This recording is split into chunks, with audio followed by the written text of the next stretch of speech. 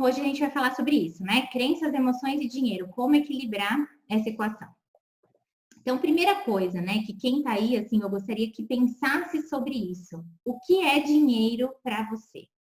Eu gostaria muito que vocês pensassem sobre isso e, de repente, assim, vocês não precisam refletir muito, de repente já vem uma palavra ou uma frase na cabeça de vocês. O que é dinheiro? Por que eu começo perguntando sobre isso? Porque muitos de nós crescemos ouvindo coisas prontas sobre dinheiro, né? Dinheiro é um mal necessário. Dinheiro é a raiz de todo mal. Dinheiro é o meio de sobrevivência, né? E quando a gente para pensar sobre isso, essas frases, elas são, na verdade, todas têm um cunho negativo, né? E isso acontece muito. A Joane falou aqui, liberdade. Acontece muito que a gente carregue com a gente crenças limitantes sobre o dinheiro. Então, de modo geral, né, o dinheiro, por N questões sociais, questões culturais, questões mesmo familiares, ele vem carregado de um significado muito negativo. E por mais que a gente racionalmente queira o dinheiro, racionalmente entenda que o dinheiro é algo bom, racionalmente queira fazer mais dinheiro para realizar os nossos sonhos, a gente tem dentro da gente, eu já vou mostrar aqui para vocês a proporção disso, uma parte que não é consciente e que realmente muitas vezes está querendo o contrário, está querendo te livrar do dinheiro, está querendo, né, que você não tenha dinheiro porque de repente o dinheiro para você é a raiz de todo mal, né? Ou o dinheiro destrói famílias, ou seja lá qual for a crença que você tem. Então hoje a gente vai falar um pouquinho sobre isso. Então, qual é a realidade, né? Isso é uma estatística de 2019, com certeza 2020 essa estatística vai ser diferente. No Brasil, a gente tem mais de 60% da população endividada. E por que eu trago esse número, né? Porque, como eu disse, existem várias questões aí que interferem nessa questão financeira, e uma delas, e muito forte, é a questão social, que é a questão do inconsciente coletivo. E nós aqui no Brasil temos um histórico mesmo de não saber lidar com dinheiro, né? E não somos só nós. Nós não temos modelos que saibam lidar bem com dinheiro. Então, nossos líderes políticos, por exemplo, estão sempre envolvidos em corrupção, em escândalos, sempre envolvendo milhões, bilhões, trilhões. E aí tudo que a gente vê, tudo que a gente tem é essa insegurança, né? Essa coisa ruim do dinheiro. Então, nós não tivemos educação financeira. Muitos de nós aqui, né, e nossos pais, nossos antepassados viram a moeda mudar diversas vezes. Nós, talvez, né, nem todos se lembrem, assim, eu me lembro bem, mas principalmente, né, meus pais sofreram muito esse impacto. Do plano Collor e das poupanças, né, que foram esvaziadas e sumiram com dinheiro. Então, assim, a gente tem aqui no Brasil um histórico negativo muito forte. Então, além de todas as questões internas que a gente tem que lidar, a gente ainda precisa lidar com essa questão social que tem um peso gigante. Então, esse número, ele reflete o resultado disso tudo, né? Quando a gente fala de mais de 60% da população endividada, e esse ano a estatística vai mudar e esse número tende a subir muito, a gente está falando de uma coisa muito séria aqui, de realmente um buraco estrutural na nossa forma de lidar com dinheiro, né? E isso tem sim a ver também com as nossas crenças, porque todas essas pessoas que são nossos modelos, entre aspas, né? E todas essas pessoas que lidam com a economia dessa forma, na verdade, elas também têm um monte de crenças e elas também vivem aqui imersas nesse inconsciente coletivo de pessoas que acreditam que o dinheiro, enfim, que o brasileiro não tem jeito, que no Brasil o político é corrupto, que todo mundo, né? E aí a gente acaba não conseguindo quebrar esse padrão, tá? E uma coisa muito séria é que nós nos acostumamos a sacrificar a nossa felicidade pelo dinheiro. Então, quantas vezes, né, seja como for, ou a gente trabalha demais e perde totalmente a qualidade de vida, porque a gente trabalha em coisas que a gente não gosta, que a gente não quer, que tira nossa liberdade para ganhar dinheiro. Ou a gente começa a brigar em casa por causa de dinheiro, porque isso é, assim, a primeira coisa que começa a acontecer é a nossa mudança de humor, né? O dinheiro reflete muito a nossa autoestima, mas ele também impacta muito diretamente a nossa autoestima. Então a gente começa a se sentir muito mal, a gente briga, a gente desconta na criança, a gente desconta no marido, na esposa, a gente, né, a gente perde mesmo a nossa saúde emocional. Então a gente está muito acostumado com isso. E por quê? É como eu atendo, né, várias pessoas todos os dias com problemas, com traumas financeiros muito grandes, e as pessoas elas realmente entendem que isso é o normal. A gente se acostumou com isso a tal ponto que a gente acha que passar por isso é normal. Então a gente não vê mais o problema em discutir sobre dinheiro todos os dias, né? Isso virou o novo normal. Então a gente precisa entender isso para justamente conseguir romper com todas essas questões. E por que a gente lida com o dinheiro dessa forma, né? E aí entra na parte que a gente vai tratar aqui, que são essas crenças, tá? Então, vamos olhar para esse iceberg aqui. Eu sempre gosto de dar esse exemplo, porque quando a gente olha para um iceberg, a parte de cima é muito menor do que a parte de baixo, né? A parte de baixo, profunda, geralmente é de 5 a 10% do iceberg que fica para cima, e o resto todo tá lá abaixo d'água. Mas se a gente for pensar em qual dessas partes o Titanic bateu e afundou, né? E vamos lembrar que o Titanic era um navio que não, teoricamente, ele não afundaria, né? Então, em qual dessas partes, qual dessas partes é a mais perigosa se a gente for pensar? Quando, né, assim, o pessoal do Titanic viu o iceberg, na verdade já tinha batido lá embaixo, já tinha feito estrago. Se a gente for pensar nisso, pensa no estrago que essa mente, né, essa parte que está lá submersa, nossa, pode fazer na nossa vida. Eu não estou falando só de estrago, não, também tem muita coisa boa, mas, né, a gente precisa entender o impacto que isso tem na nossa vida. E aí, né, aqui, todos essas contas, né, IPVA, IPTU, aluguel, seguro, condomínio, prestação, plano de saúde, combustível, mercado, escola, luz, água, telefone, gás. Como é que você se sente, né? E aí mais uma reflexão, quando você paga essas contas. Você paga tudo isso e se sente assim? Nossa, meu dinheiro foi embora, acabou meu dinheiro, acabou, não tem mais nada, nossa, só vivo para pagar conta. Nossa, olha, o dinheiro nem deu esse mês, faltou pagar a conta de água. Ou você se sente assim, nossa, olha que bom, paguei todas as minhas contas e então quer dizer que eu tenho muito dinheiro, eu consigo pagar todas as minhas contas. Você pode ter, né? Nunca é uma questão de quanto dinheiro você tem. É muito mais uma questão de como você lida com isso e como você se considera. Então, eu gosto sempre de dar o exemplo, né? Eu atendo pessoas de diversas, assim, faixas de renda. Eu já atendi pessoas que ganham 70 mil por mês e estão completamente endividadas. E eu já atendi pessoas que com 3 salários mínimos conseguem pagar uma mentoria financeira para entender onde é que elas podem investir.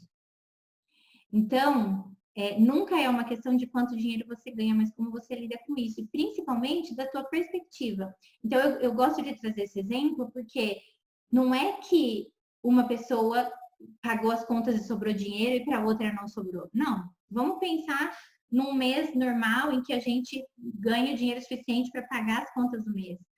Tem muita gente que olha para isso e fala: nossa, meu dinheiro nunca sobra. Nossa, eu nunca tenho dinheiro para nada, né? E acaba olhando para isso de forma super negativa. Em compensação, tem gente que olha para isso e fala: nossa, olha só, eu consegui pagar água, luz, IPTU, gás, telefone, tudo isso, né? Então, é muito mais uma questão do foco que você dá. E isso diz muito sobre as suas crenças. Né? Esses dias mesmo eu fiz uma postagem sobre crenças de escassez e muita gente se identificando, inclusive me escrevendo depois no privado, pedindo ajuda para lidar com isso, que são aquelas pessoas que só conseguem pensar na falta, só conseguem pensar em economizar, não conseguem pensar no próspero, não conseguem ver, né, tudo que está acontecendo na vida, elas focam muito na falta. E isso tem muito a ver com as crenças, tá? E aí, Muita gente pergunta justamente isso aqui, tá? E como é que eu faço para mudar? Então, assim, eu já sei que eu tenho crença, eu já sei que as crenças estão entrando na minha vida. Como é que eu faço para mudar? E aí eu trouxe aqui esse ciclo da mudança. Quem propõe esse ciclo é o T. Harv Eker, naquele livro Os Segredos da Mente Milionária. Mas ele faz muito sentido e eu vou mostrar já para vocês por quê. Mas basicamente a gente passa por 4 etapas.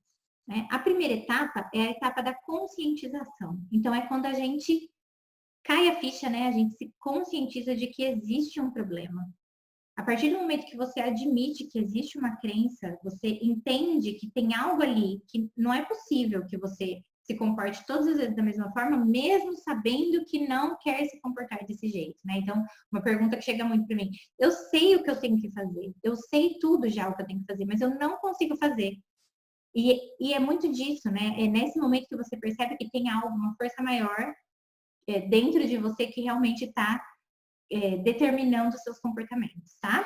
Então, a conscientização é o primeiro passo. O segundo passo é o entendimento. É quando a gente faz a ponte entre o que está acontecendo com a gente hoje e essas coisas todas aí que estão no nosso inconsciente, que estão determinando o nosso comportamento. Então, tá, será que eu penso que o dinheiro destrói famílias? Porque lá na minha infância eu vivi um histórico de ver meus avós se separarem, ver meus pais se separarem por conta de briga financeira?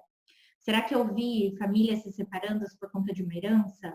Será que, né? Será que isso realmente aconteceu na minha casa? Então, assim, eu já atendi, por exemplo, uma cliente que a mãe dela, quando ganhou muito dinheiro, foi embora para outro país e deixou ela e a irmã dela. Então, assim, na cabeça dela, o dinheiro não pode ser bom, né?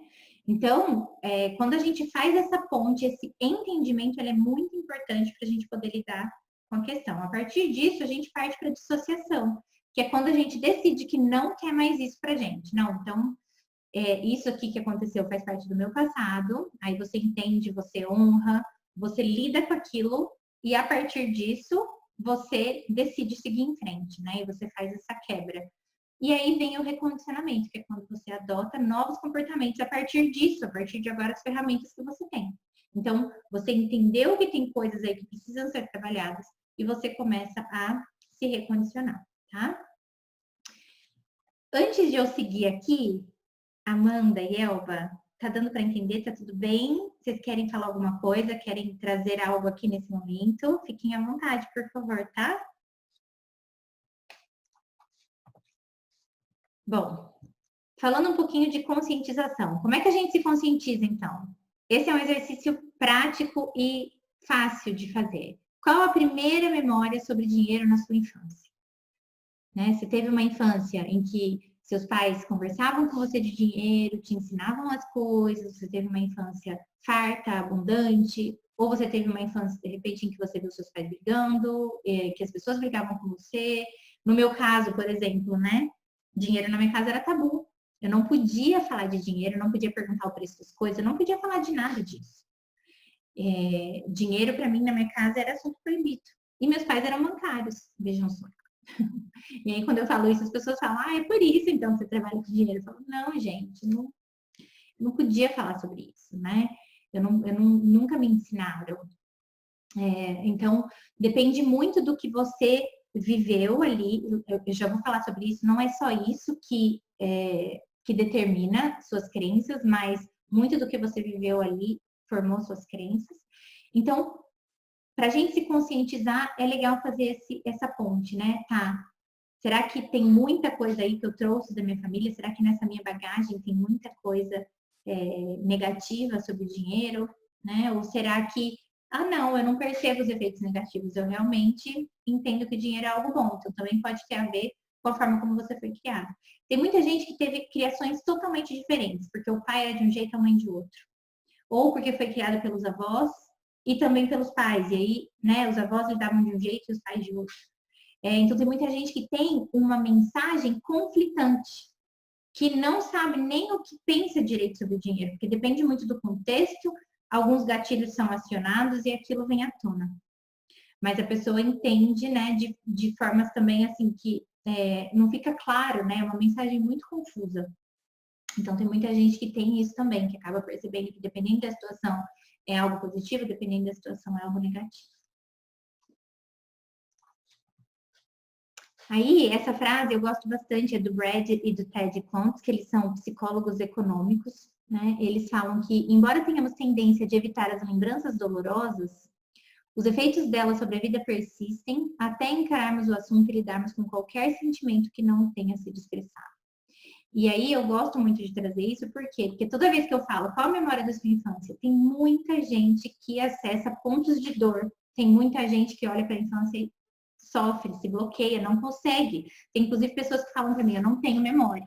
E que aí, quando a gente começa o processo, quando a gente começa na mentoria, começa a vir em sonho, né? Começa a acessar essas coisas e aí percebe que tem muita coisa ali para ser cuidada, porque não adianta só a gente guardar na caixinha, tem coisas que precisam ser trabalhadas.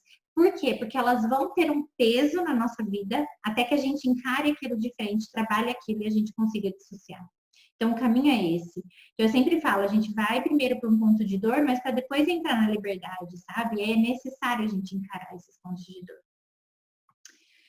Aí, o entendimento é quando a gente entende, né, de que forma tudo isso que aconteceu está impactando hoje. Então, é a gente conhecer o nosso modelo mental e as nossas crenças limitantes.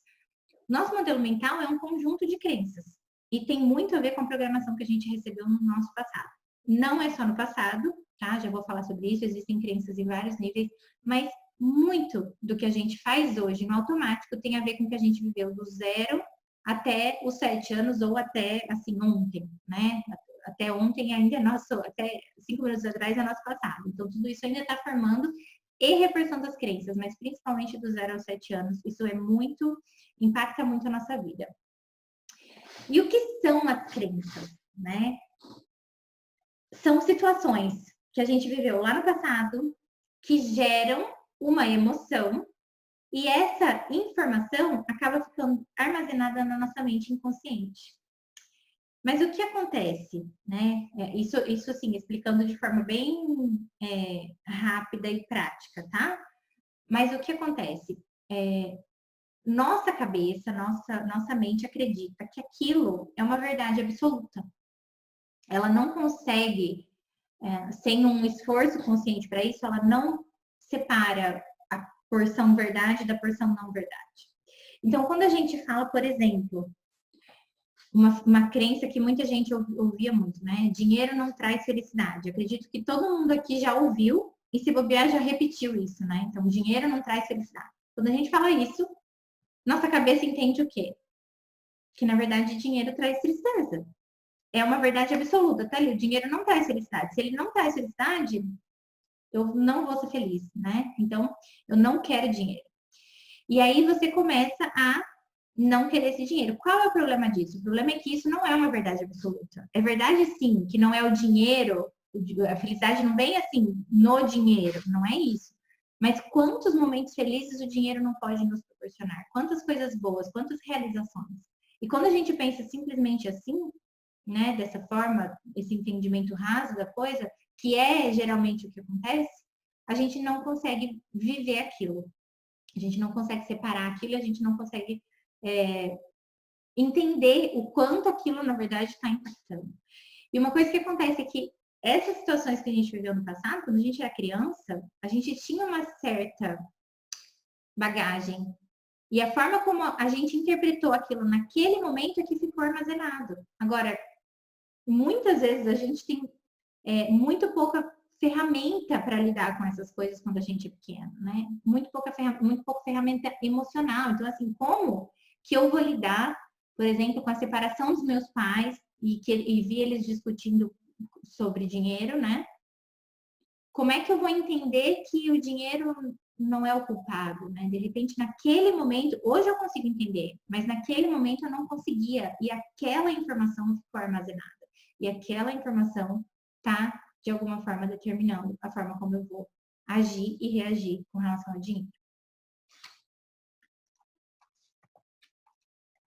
E aí, como eu falei antes, né? Não é só o que acontece com a gente na nossa infância. Pelo Theta Healing, inclusive, a gente acredita em 4 níveis de crenças, tá? O nível primário é, sim, tudo que aconteceu com a gente do 0 aos 7, ou do 0 até hoje, se a gente for pensar, porque tudo que acontece depois dos 7 anos continua reforçando essas crenças. Mas antes disso, a gente tem o nível genético, que são de 7 gerações antes da gente. Então, as crenças são carregadas também no DNA. Então, a gente tem muitas crenças hoje, por exemplo, né, mulheres aqui, muitas crenças relacionadas mesmo ao papel da mulher, né, a mulher na sociedade, a questões sexistas mesmo, porque nós carregamos isso também lá da nossa ancestralidade. Então, por mais que hoje a gente viva, talvez, né, talvez, numa bolha em que as pessoas são mais conscientes, a gente carrega essas crenças. Então, todas as coisas que acontecem ativam essas memórias, né, que estão aí no nosso DNA, e a gente carrega essa carga. Comigo já aconteceu algo muito forte, assim, eu senti que realmente eu tinha isso. Quando aconteceu alguma coisa aqui, eu precisei viajar a trabalho, e eu fui falar com meu marido, e antes de falar para ele, me veio muito claramente na cabeça, né, meu marido vai me matar. E, na verdade, meu marido super me apoia, ele não tem absolutamente nenhuma restrição com o meu trabalho, com viagens de trabalho, nada disso. Mas me veio isso muito forte, eu percebi que isso não era meu, mas que eu estava carregando aquilo, né? Alguém que, de repente, sofreu abuso, né? Alguém que, de repente, viveu com uma pessoa extremamente machista e que isso veio passando, né? E, realmente, eu comecei a olhar meu avô, né? Uma outra cabeça, muito mais machista. Imagine o pai dele, como foi. Então, você começa a investigar e você vê, né, que isso vai passando vai passando no teu conteúdo genético, né? Então, as crenças, elas estão presentes aí também. Tem também as crenças históricas, que são as do inconsciente coletivo, que eu já falei. Então, essas, assim, quando a gente pensa, né, assim, você pega um brasileiro que viveu, que nasceu aqui no Brasil, que passou por tudo isso, né? Já viu tanta coisa acontecendo sobre dinheiro, quantas crenças do inconsciente coletivo ele não carrega, né? Inclusive, quando a gente fala, é por isso que o Brasil não vai para frente, a gente está reforçando essas crenças, a gente está falando cada vez mais. Não é que elas não sejam verdade, né? Muitas vezes são verdades, mas não são verdades absolutas. A gente sempre, quando a gente fala de crenças, a gente está generalizando algo que não é necessariamente geral. E tem as crenças de nível de alma, que são aquelas que estão realmente na nossa essência. São aquelas que a gente carrega mesmo, assim, que é uma coisa que está, né? A alma não no sentido do espírito, não, mas no sentido da essência, aquilo que a gente realmente acredita demais, sabe? E que muitas vezes o que aconteceu com a gente desde o nosso nascimento mudou um pouco isso, né? Mas a gente ainda carrega uma carga aqui nós no nível de alma. E aí, como eu falei para vocês, né?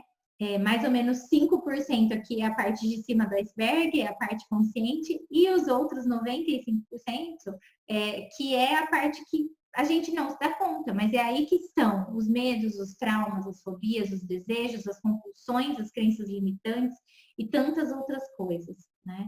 E aí, por isso que a gente tem tantos comportamentos automáticos, é por isso que a gente está, na grande maioria das vezes, reagindo e não agindo, principalmente quando a gente fala de dinheiro, principalmente quando a gente fala de compras. Quantas vezes a gente não compra por impulso? Na verdade, todo mundo compra por impulso alguma coisa, né? Todo mundo cede ao impulso em algum momento da vida. Algumas coisas são mais apelativas para algumas pessoas têm um nível maior de impulsividade e aí caem até numa questão patológica do consumismo, mas nós todos, em algum momento, somos levados por uma decisão emocional, né? Isso acontece muito, justamente porque o nosso racional é muito pequenininho perto do resto.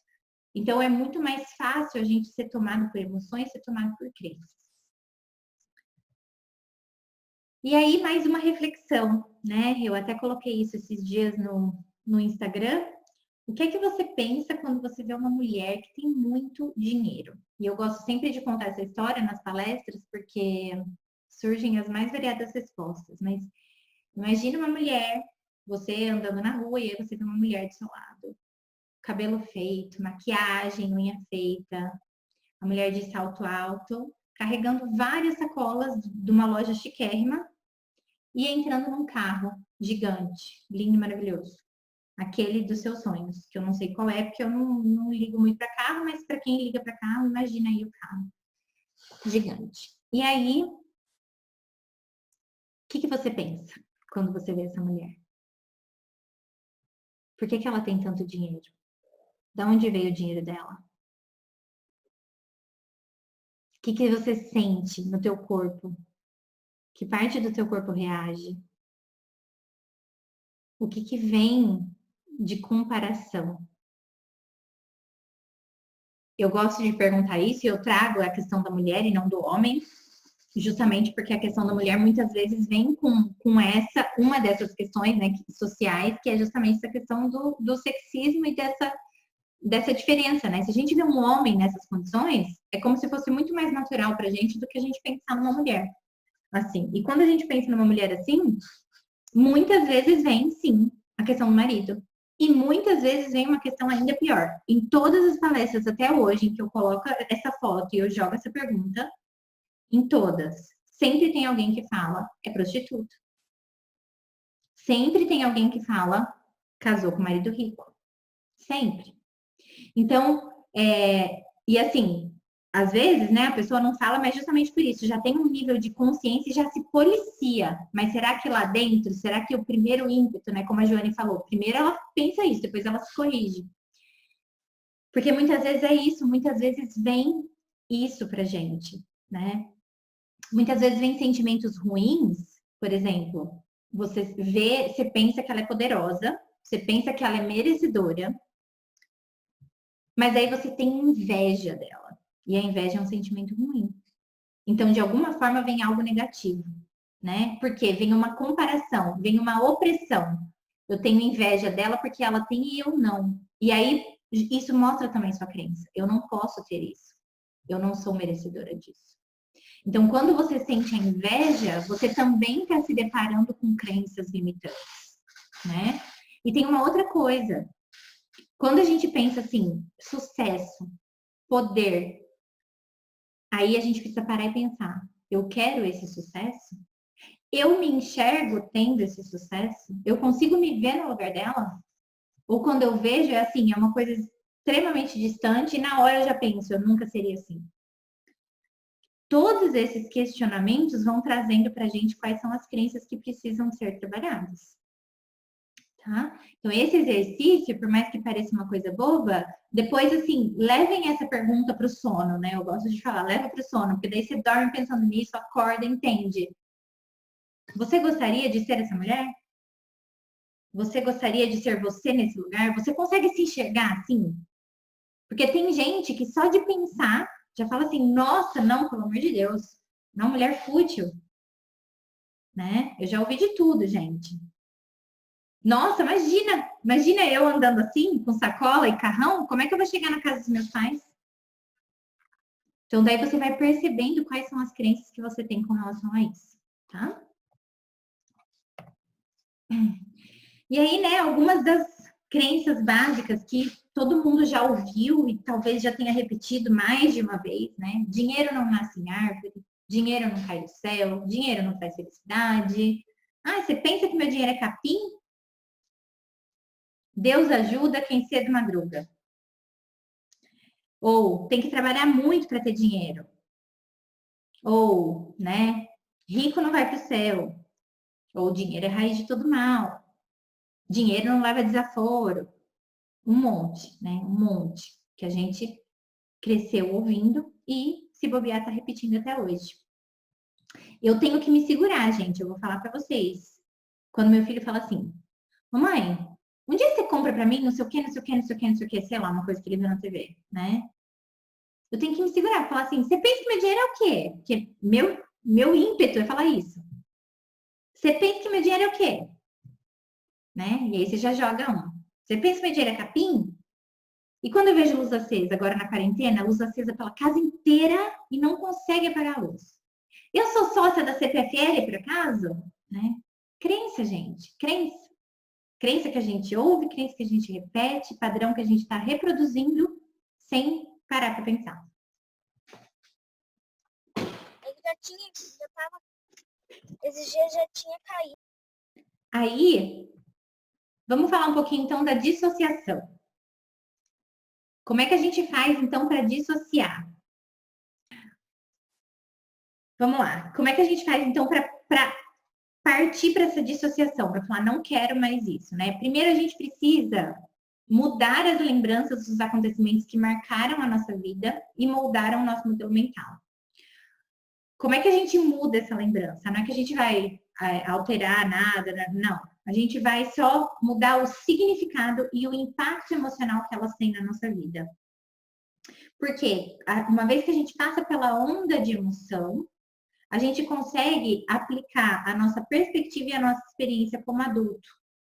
A gente reconhece as lições, a gente perdoa e honra, tá? Então, assim, existe um caminho para isso, né? A psicologia econômica trabalha justamente esse olhar para essas memórias e alterar o sentido delas na nossa vida. Quando a gente faz isso de forma genuína, quando a gente realmente consegue atribuir lições, quando a gente realmente consegue ver o lado positivo e aplicar nossa perspectiva de adulto, que de repente aquilo que aconteceu lá na tua infância teve um peso gigante para você, mas se você olhar para isso hoje, nem é tão pesado assim. Mas hoje você tem instrumentos e na época você não tinha. Então você volta para aquela memória e você aplica a tua perspectiva de hoje. E aí você consegue, de alguma forma, tirar o peso daquilo da tua vida. E, lógico, sempre trabalhando também essas crenças, né? Então, uma forma de trabalhar as crenças é justamente entendendo que as crenças não são verdades absolutas e se questionando cada vez que elas vêm automaticamente para você. E aí você coloca, tá, mas por que eu tô pensando isso? Será que isso é verdade absoluta, né? Ai, dinheiro não é importante. Tá, dinheiro pode não ser tão importante quanto saúde. É mais importante ter saúde, mas assim, dinheiro é importante. Dinheiro é a moeda de troca para tudo, inclusive para você pagar seu plano de saúde. Então a gente não pode carregar isso como verdade absoluta. Tudo que a gente fala, a gente precisa questionar e a gente precisa entender até que ponto aquilo é verdade, até que ponto aquilo está impregnado de um padrão aí que a gente está repetindo. E aí, mais uma frase do Brad e do Ted Fontes, que inclusive é desse livro aqui, tá? Que eu vou deixar como referência, porque eu amo esse livro, A Mente Acima do Dinheiro. E é desses dois psicólogos, e eles falam muito disso, tá? Eles trabalham mesmo essa questão dos traumas financeiros. Então, é possível mudar quando removemos as barreiras mentais e emocionais, descascamos as camadas superficiais e encaramos longamente as forças verdadeiras que controlam o nosso comportamento, a transformação é certa. E aí eu gosto de sempre falar uma coisa, né? Por que as pessoas, por exemplo, que me procuram e falam assim, ah, não, eu só queria fazer uma consultoria, né? Aí eu falo, beleza, não é comigo. Porque a consultoria, ela é como você tomar uma aspirina para dor de cabeça. Mas de repente você descobre que a sua dor de cabeça é uma coisa ali bem profunda, que você tem, sei lá, uma má formação aqui, que você tem que fazer uma cirurgia. Você vai tomar aspirina a vida inteira e não vai resolver. Você precisa investigar a causa. Quando a gente faz esse tratamento com o dinheiro, quando a gente faz esse trabalho de olhar para trás, de investigar, a gente cuida da causa e não do sintoma. Uma consultoria, ela cuida dos sintomas, ela vai te ajudar com aquilo, a apagar os incêndios daquele momento, mas você vai voltar para os mesmos padrões se você não cuidar disso, se você não cuidar do que está acontecendo, tá? E uma frase da Marianne Williamson, que é desse livro aqui que eu também amo, que é A Lei da Compensação Divina, que fala muito desse lado espiritual do dinheiro. Somos nós que escolhemos como queremos pensar nas coisas que acontecem. O maior presente que podemos nos dar é a disposição para mudar nossa mente. Nada nos detém, exceto os pensamentos. Nada nos limita, exceto os nossos medos. E nada nos controla, exceto as nossas crenças. Então, né, assim, lógico que não é da noite para o dia e não é uma coisa tão simples, né? Depois a Amanda e a Eva vão até falar um pouquinho disso, mas crença é uma coisa que a gente trabalha a vida inteira, né? É um processo, a gente está sempre lidando com isso. Mas é a gente que, a partir do momento que a gente escolhe lidar com isso, a gente escolhe trazer isso para a consciência, a gente escolhe ligar aí uma luzinha na cabeça para entender tudo o que está acontecendo, fica mais fácil de lidar com isso. E a gente consegue avançar, porque muitas vezes o que está te bloqueando hoje são as suas crenças. E aí o recondicionamento são, né, alguns processos mentais. Então, por exemplo, afirmação positiva, declarações, criar novos hábitos. Então, tudo isso faz parte do recondicionamento. Eu gosto sempre de falar, né, para aquelas pessoas que falam assim, ah, eu já tentei fazer uma reserva, mas não sobra dinheiro. Não sobra dinheiro, não consigo guardar. Gente, é melhor guardar R$ 20 por mês do que passar a vida inteira esperando sobrar R$ 1.000 e nunca sobrar R$ 1.000. Guarda 20. Porque o que mais vai importar nesse momento é o hábito de guardar. Quando você começa a guardar R$ 20 por mês, você está criando um novo hábito, você está recondicionando. Você está adquirindo um novo comportamento que é um comportamento saudável, independente do valor que você está guardando. O mais saudável da situação é o comportamento que você está adquirindo. Então, uma mentira repetida com frequência tende a ser considerada verdade, porque o seu subconsciente tende a acreditar. Então, assim, do mesmo jeito que uma mentira, se você falar várias vezes essa mentira, você vai acreditar. Uma verdade também. Então, comece a dizer coisas para você, comece a usar declarações positivas, comece a falar coisas boas sobre o dinheiro. Então, cada vez que você falar assim, você acha que meu dinheiro dá em árvore, né? Aí você fala assim, olha, né? Aí você corrige, olha, eu tenho dinheiro, a gente tem dinheiro, mas o dinheiro não é para isso. A nossa prioridade agora é comprar isso, isso e aquilo. Então você muda e você começa a falar coisas boas, né? Ou então pensando naquele exercício da mulher, cada vez que vier para você, não, isso daí não é para você não. Imagina, você nunca vai ser rica. Imagina, você nunca vai ser poderosa desse jeito. Imagina. Aí você fala, não, eu vou ser, eu posso ser rica, eu posso ser poderosa, né? E você vai repetindo isso para você até que o seu subconsciente vá mesmo acreditando. Então você vai recondicionando esse seu, né, essa sua programação e esse seu modelo mental. E lógico, existem outras coisas, né? Existem muitas ferramentas hoje, barras de Access que são muito boas, Theta Healing, que é maravilhoso também, porque te ajuda a liberar todas essas crenças e a reprogramar. Então, tudo que você tiver disponível aí, que você sentir que pode agregar nessa hora, ajuda. Aqui, né, eu trouxe esse exemplo, eu não sei se vocês já viram isso, mas é um exemplo muito bonito, assim, de um experimento, eu não lembro o nome, eu costumava saber, mas eu não lembro o nome. Isso aqui, esses dois são moléculas de água, né, e foi um experimento em que uma pessoa falava todos os dias, né, para um recipiente, palavras feias de ódio, né, xingamentos, e para um outro recipiente com a mesma água, com a mesma quantidade, tudo, falava palavras de amor. E aí nas moléculas de água, né, de ódio, você vê ela realmente se polui, né? Forma isso. Eu vou procurar, depois eu até mando para vocês o link desse experimento. É muito lindo de ver. E quando você fala só amor, as moléculas são lá puras, né? Límpidas. Então a gente percebe o poder que as palavras têm.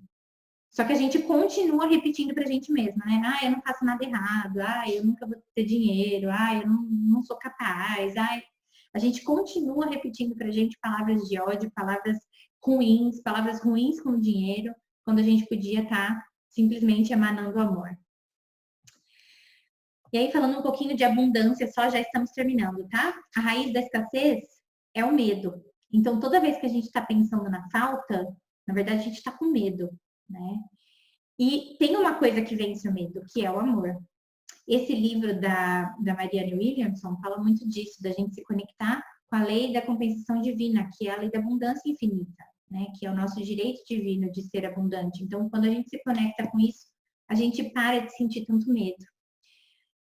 E ela fala, você não é um mero ser do mundo material, mas um ser de espírito ilimitado. E no espírito não existe escassez.